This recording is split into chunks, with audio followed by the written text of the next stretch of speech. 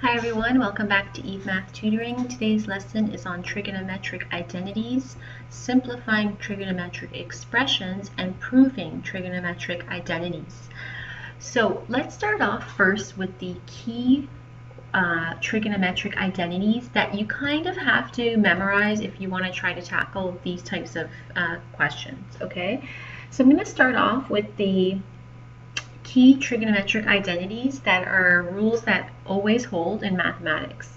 So let's start off with those. So first of all, cosecant of theta is equal to 1 over sine of theta and vice versa. Secant of theta is equal to 1 over cos of theta, and then cotangent of theta is equal to 1 over tangent of theta. Now, with these, we could also say that sine of theta is equal to 1 over cosecant theta. So they do work in the opposite ways also. We could also say that cos theta is equal to 1 over secant theta and tan theta. Actually, those are probably better ones to remember.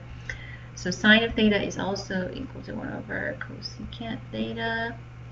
And then cos of theta is equal to 1 over secant theta, and then tangent of theta is equal to 1 over cotangent of theta. So you can remember these or these. I think these are easier to remember. Those are the ones I used to remember. So I find just if you memorize these, then it's easy to remember the opposite holds as well. It's easy to remember that this times this is equal to 1. So sine theta times cosecant theta obviously equals 1. So really I would say that this one here is all you would have to remember.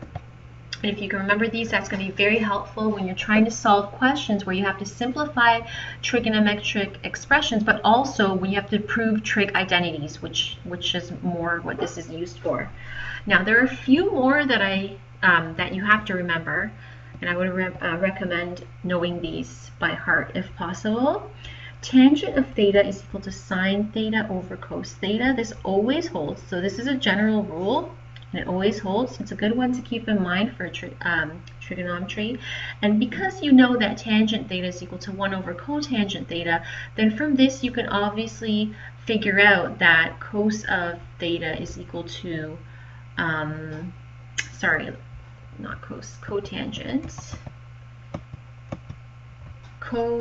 Let's go back here. Cotangent of theta is obviously equal to this, the 1 over this. So that would just flip this right here. So that would become cos theta over sine theta. Okay, so you know that now tan theta is equal to sine theta over cos theta, which always holds. And because if you remember these, you know that tan theta is equal to 1 over cotangent theta, then from here you can figure out if tan theta is the reciprocal of cotangent, then if tan theta is equal to sine theta over cos theta, then cotangent of theta is equal to cos theta over sine theta. So you just flip this one. Or I could even write it in one more step, and I could say, okay, tan theta is equal to 1 over cotangent theta, and cotangent theta is equal to 1 over tan theta. So if tan theta is sine theta over cos theta, then tan theta is equal to 1 over sine theta over cos theta, which is that. Okay, so this is the little step in between, but I don't usually write that. I just flip the fraction right off the bat. But like I said, knowing this and knowing this will usually get you to this and this. So it's a lot to remember right off the bat, okay? So key one to remember is that one there. I'm going to just give you a few more to keep in mind. So another thing you want to remember is this lovely rule: sine squared theta plus cos squared theta is equal to 1. This one always comes in handy. It always holds in trigonometry.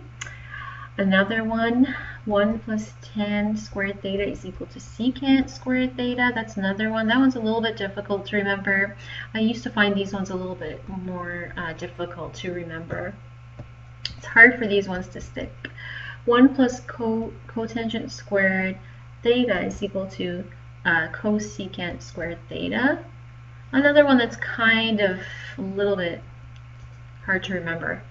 Okay, so these ones, again, these ones are the types that you need to write out a few times, and or maybe, a lot of times to remember them, but they come in handy when you're trying to simplify trigonometric expressions, or more importantly, when you're trying to prove trigonometric identities. Okay, so you'll have to use these rules when you're trying to do these. Without these rules, you will not be able to solve this type of thing. Now, keeping these rules in mind, okay, so these ones are very important. Keeping these rules in mind, and then these rules here, you can now go ahead and start simplifying trigonometric expressions. So let's start off with that first. Let's start off with simplifying some trigonometric expressions, and then I'm going to show you some examples of how to prove trigonometric identities. Okay, so I'm going to start off with some examples. So simplify the following: tan theta minus secant theta. So here's my hint. So whenever you are simplifying trigonometric expressions, the hint, or what you want to remember, is always change everything, if you can, to sine theta and cos theta. If you do that, it's going to be very, very easy to simplify. So that's what you really want to do. Okay, so when you're simplifying trigonometric identities, you want to change everything to sine and cos theta if you can, and then you're going to go from there. Okay, and that's going to help you to simplify the expression. And usually I find that it also is how you can prove identities as well. Okay, so let's start off with this one here. If we were just simplifying this expression, trigonometric expression, so first thing, with my rules, I know that tan theta is equal to sine theta over cos theta. So that's the first thing I do. I switch this into sine and cos. And then here, secant theta, I know is 1 over cosecant theta. Okay, so I just switch that into cosecant theta. So now I've got an expression only in terms of sine and cos, and then now I can go ahead and simplify. I notice here that I have a common denominator, so I could just write this as sine theta minus 1 over cosecant theta. I would probably leave it there. Okay, so that would be the simplified version of the top one. Now, just closing off, I just want to open here and just see if there's anything we can use there, but it doesn't look like we can. So we would stop it at that point. Okay, so let's try a few more. Let's try something like this. Simplify secant theta minus tan theta sine theta. So again, what we're going to do is change everything into sine and cos. So this becomes 1 over cosecant. We know that because of the rules. This is a minus. Tan theta is sine theta over cos theta, and then times sine theta. So now at this point, these two can cancel each other right off the bat there.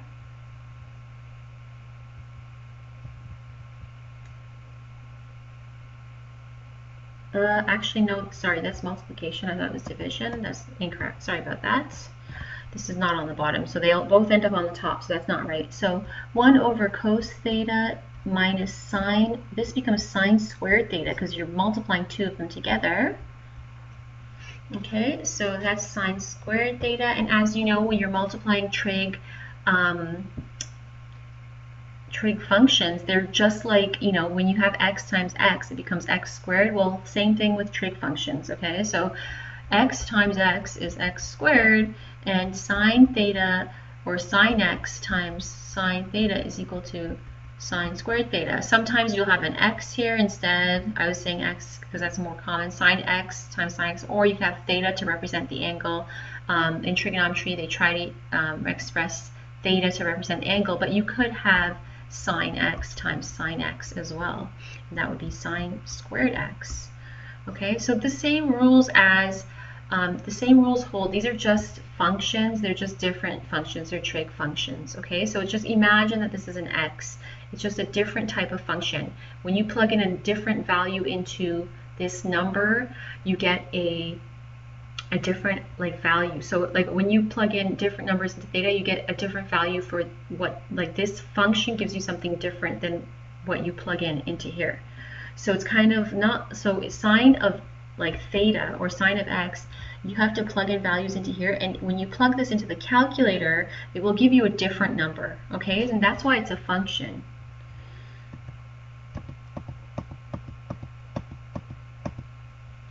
Now, so I'm just going off topic a little bit there because now we have to get back to this. So this here is simplifying a trigonometric expression. So let's continue with this. So here, now what you notice here is that the denominator is the same. So you just go cos of theta, then you go 1 minus sine squared theta. Now what do we remember here?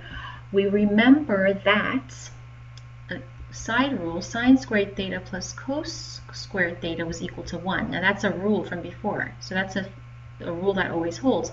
Using that rule, if I subtract, so from that rule I can see that 1 minus sine squared theta is cos squared theta. And I'm going to actually write that in here. That's going to come in handy because that is going to help me cancel some stuff out here. Okay, so if I write it, if I left it in this way, I wouldn't have been able to cancel further. So ultimately, what you're trying to do when you're simplifying trigonometric expressions is you're trying to simplify as much as possible so that your final answer is fully simplified and you've canceled out everything you can.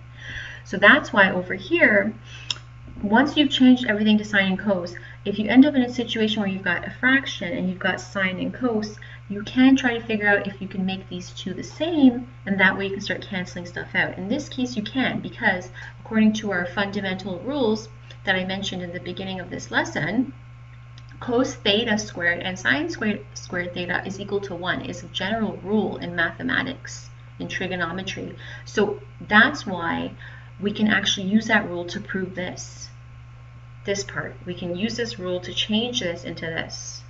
Okay, so what happens here is this just becomes, now cos squared theta divided by cos theta is just cos theta.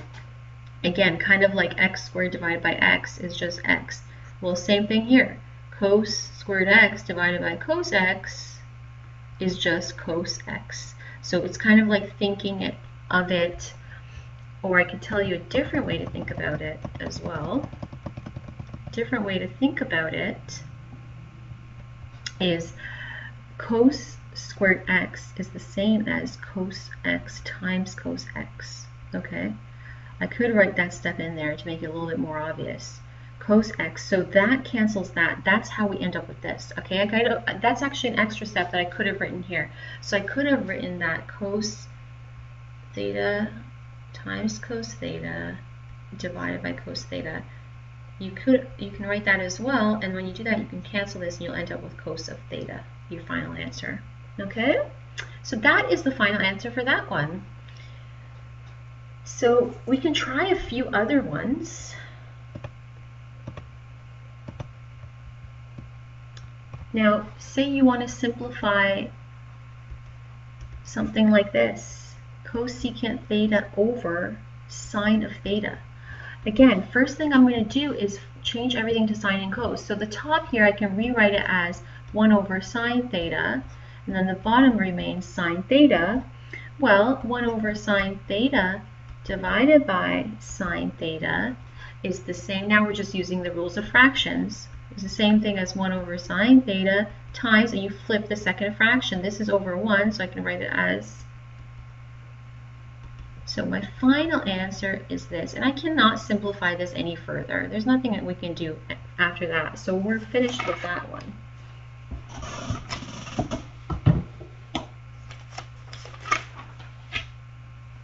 That one was a little bit easier. Let's try a different example. How about something like this? Simplify cosecant theta tan of theta minus tan of theta sine of theta. Again, first rule, same rule holds every time. When you're simplifying trigonometric expressions, change everything to sine theta, or sine and cos. I'll just say sine and cos. So let's change these to sine and cos. So cosecant we know is equal to 1 over sine theta. Tan theta we know is equal to sine theta over cos theta. Those are the fundamental rules. Tan theta is sine theta over cos theta. And then sine theta is already good.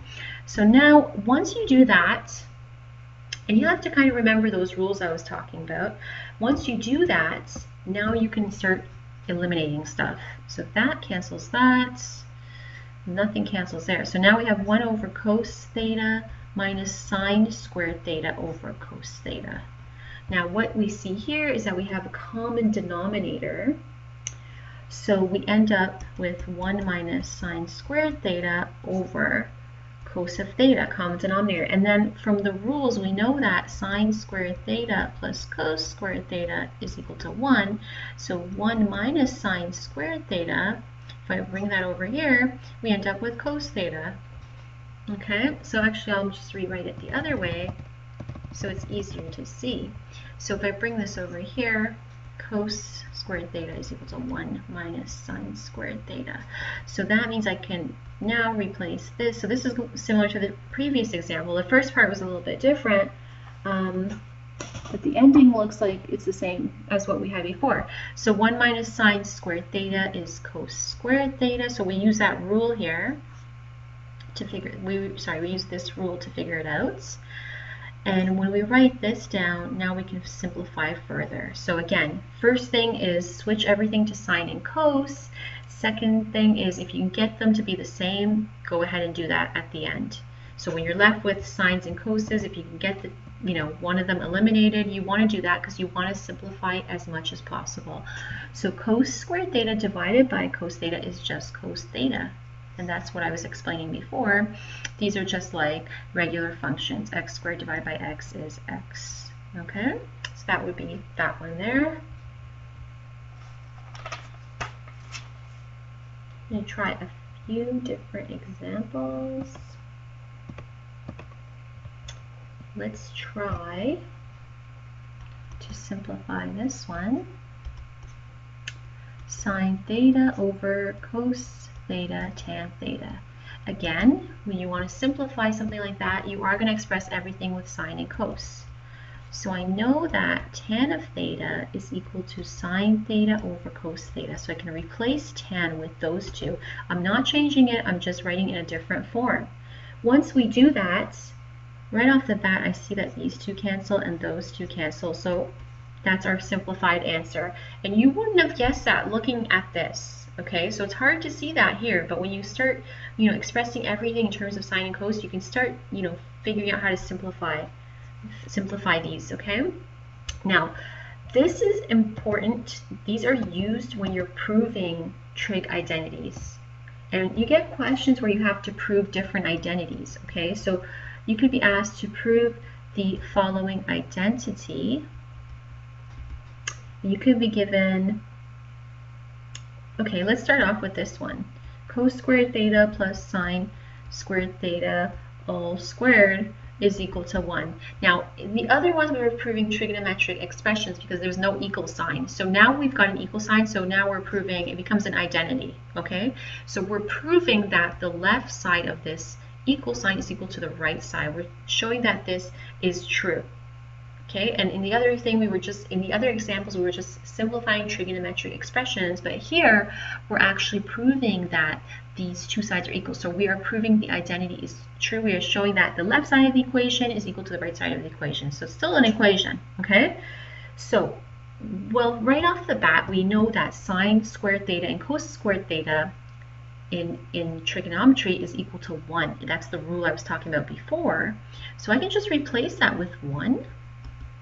And then 1 squared is equal to 1. So that's how you prove your identity. So you just show that the two sides are equal. When you're proving identities, my hint is to always work on the more difficult side.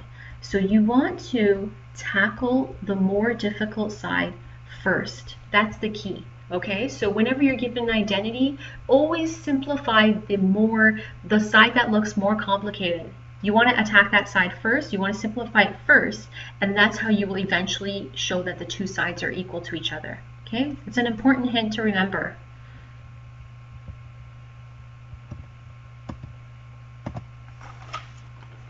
So we're going to try a few more. Let's try a little bit more advanced identities. So let's try this one. The cosecant theta and secant over secant theta is equal to cotangent of theta. So we're going to show that this is true. So we're going to prove the identity. Okay, so I know that cosecant is 1 over sine theta and secant theta is 1 over cos.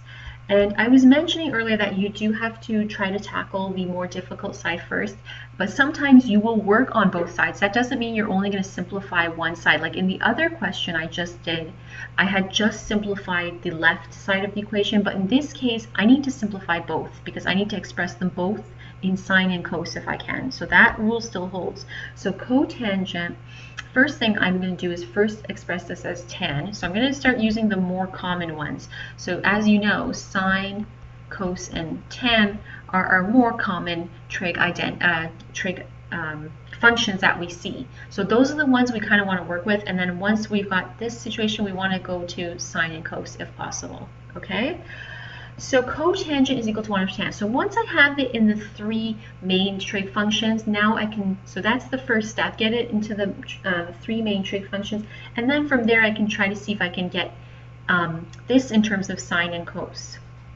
So over here I've got, this is a really, I actually think this is a good question. Okay, so proving this identity here. So first what we did is we simplified this one. We wrote it as 1 over sine, and then the bottom here we wrote it as 1 over cos. And these are just general rules. And cotangent is 1 over tan. So we did that first. Now 1 over sine of theta divided by 1 over cos of theta. I can write it like that. And then here I can write tan as sine theta over cos theta. That's another rule that we know. Okay, so this is separate. So that's this next line in proving our identity. And here's the next line. So now I'm just writing this a little bit easier so I can start, flipping and canceling stuff out. And over here, I'm writing this in terms of sine and cos. So here I have successfully now converted everything into sine and cos, and that is going to help me prove that this identity is correct. Okay? So next step, let's go over here. So 1 over sine theta, that becomes 1 over sine theta times, and then we just flip the second fraction. So still using the rules of fractions, and this here is 1 divided by sine of theta over cos of theta. Okay? So this here just becomes cos theta over sine of theta.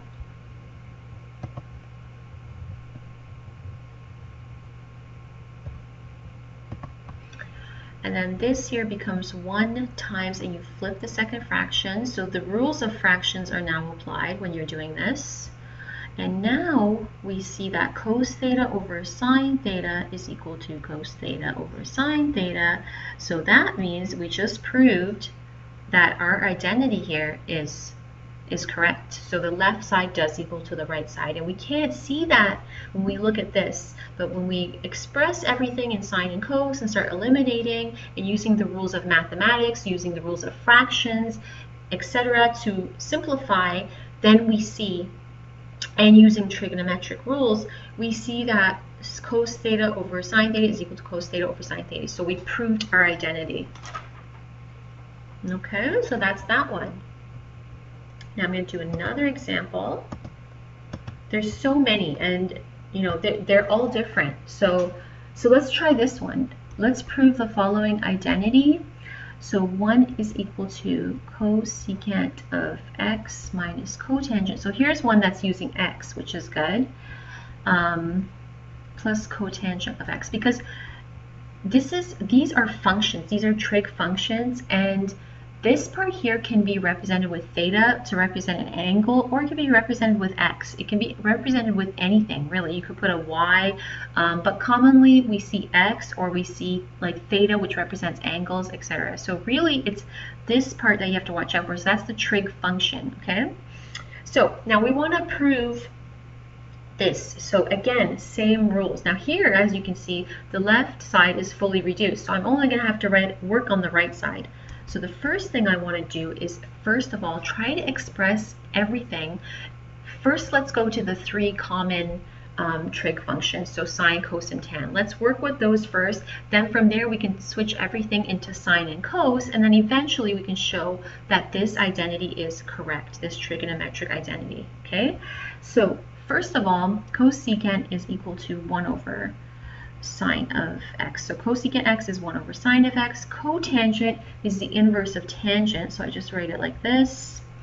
Again, cosecant 1 over sine of x, and cotangent, again, 1 over tan of x. Okay, so now this one I'm just going to keep as is for now. Now this I'm going to express as in terms of sine and cos. So 1 over tan of x is sine x over cos of x.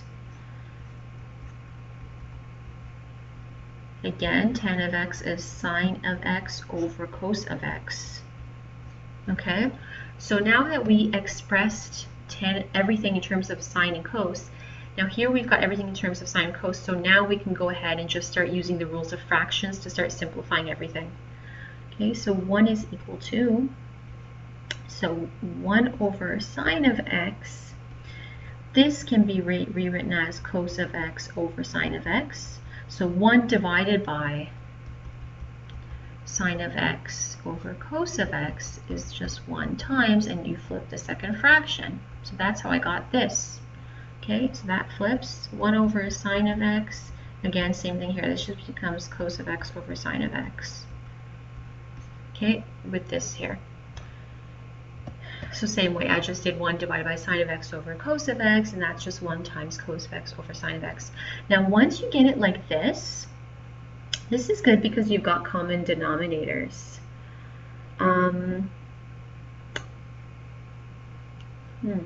Just thinking if we should start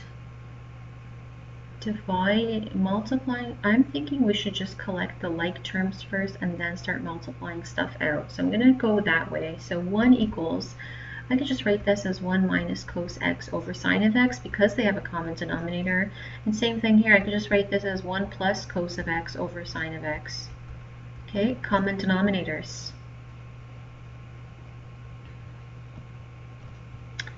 Okay, so now we're going to do this part. Now let's see here. Now here, okay, so I'm just going to start it over here. I'm running out of space here. So let's just say this is 1 is equal to. Now this is going to be multiplication. So we're going to do first terms, outer terms, inner terms, last terms, and then the bottoms just multiply each other. So 1 times 1, 1 times cos is positive cos of x. 1 times negative cos is negative cos of x, and then cos x times cos x, negative cos x plus positive cos x is positive cos squared x. All over, and the bottom is just sine squared x. Sine x times sine x is sine squared x. Okay, and again, that's what I was mentioning before, how sine x times sine x, it's kind of like x times x is x squared. Same thing here, sine x times sine x is just sine, is sine squared x. You just write the square here. You do not write it over here unless you're writing these in brackets. Like you could write this, if you write this as sine x in brackets squared, that's different. But when you remove the brackets, the square actually comes right before the x, okay? So that's another important thing to remember there. Okay, so here, what we see is 1 is equal to 1. So this here, we can cancel these two. They're like terms, right? Cos x minus cos x, those are two like terms, so we can cancel them out. So then we are left with 1, this should be a minus. That should have been a minus because we had negative cos times positive cos. So now we're left with 1 is equal to 1 minus cos squared x over sine squared x. And how am I going to write that final step? So here, 1 is equal to 1 minus cos squared x all over sine squared x. Okay? And then we know from trig identities that sine squared x plus cos squared x is equal to 1. So 1 minus cos squared x, if we bring the cos over to the other side, then we get 1 minus cos squared x. So 1 minus cos squared x is actually equal to sine squared x. So here we get 1 is equal to sine squared x over sine squared x. Sine squared x. And anything divided by itself is always 1, so we do get that 1 is equal to 1. And we finally proved the identity correctly step by step. Okay, so you're pretty much showing how these two sides equal. So that's how you would simplify this identity and show that the two sides are equal. Okay, so that is proving trig identities. There are so many more examples. I only did a couple here. There are tons that you can try out, and you can see if you can tackle them. So like I said, if you just remember the main rules, try to express everything in terms of sine and cos. First sine, cos, and tan, and then from tan you want to go into sine and cos. And once you do that, you start using the rules of fractions and you start to simplify everything using correct rules. And once you do that, you should be able to get that the left side is equal to the right side if you work everything out correctly. And you're also going to be reusing the trig rules as well when needed, okay? Like here, these reciprocal rules, the fact that tan of x is equal to sine over cos, etc. Okay? So that is proving trig identities.